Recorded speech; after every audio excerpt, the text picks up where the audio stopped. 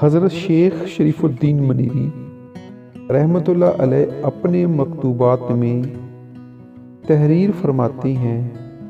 کہ ایک مرتبہ حضرت اویس کرنی رضی اللہ تعالیٰ عنہ کے سینہ سے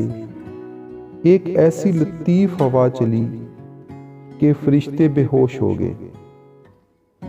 ہوش میں آنے کے بعد حضرت جبرائیل علیہ السلام سے پوچھنے لگے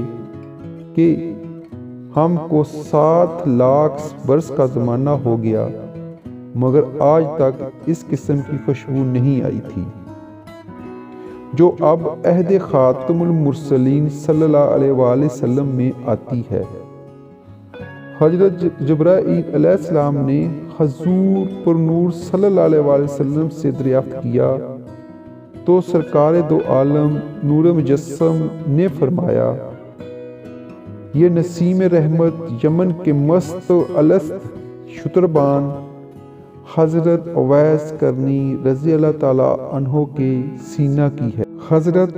مولانا جامی رحمت اللہ علیہ سے منقول ہے کہ جب سرکار دو عالم نور مجسم صلی اللہ علیہ وآلہ وسلم شب معراج میں فلک الافلاک پر پہنچے تو ملاحظہ فرمایا کہ کسی کی جسمانی روح کا قالب ربانی فیض اور برکات کی چادر اوڑھے ایک تخت مرصع نورانی پر بڑے اطمینان و فراخت کے ساتھ بے نیازی کے انداز سے پاؤں پھیلائے ہوئے پڑا ہے۔ آپ صلی اللہ علیہ وآلہ وسلم کے استغفار پر حضرت جبرائیل امین علیہ السلام نے عرض کیا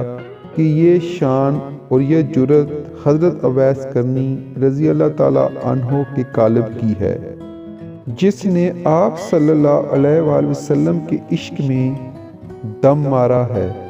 اور درد فرقت میں قدم اٹھایا ہے۔ حضرت امام یافی رحمت اللہ علیہ سے منقول ہے کہ جب شب معراج میں حضرت اویس کرنی رضی اللہ تعالیٰ عنہ کی خراٹوں کی آواز سن کر مدنی تاجدار صلی اللہ علیہ وآلہ وسلم نے دریافت فرمایا کہ یہ کس کی آواز ہے، تو غیب سے جواب ملا کہ یہ حضرت اویس کرنی رضی اللہ تعالیٰ عنہ کی آواز ہے اور میں نے چند فرشتوں کو اس آواز پر متعین کر دیا ہے کیونکہ یہ آواز مجھ کو بہت پسند ہے۔ حضرت اویس کرنی رضی اللہ تعالیٰ عنہ نے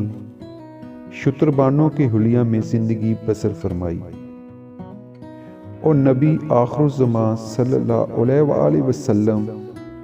کے علاوہ کسی نے بھی آپ رضی اللہ تعالیٰ عنہ کو نہ پہچانا اور آپ رضی اللہ تعالیٰ عنہ کی شان رتبہ سے واقف رہے۔ اسی طرح بروز قیامت 70,000 فرشتے آپ رضی اللہ تعالیٰ عنہ کے ہم شکل پیدا کیے جائیں گے تاکہ وہاں بھی آپ رضی اللہ تعالیٰ عنہ کو کوئی پہچان نہ سکے اور اسی فرشتوں کی جھرمٹ میں جنت میں داخل ہوں گے۔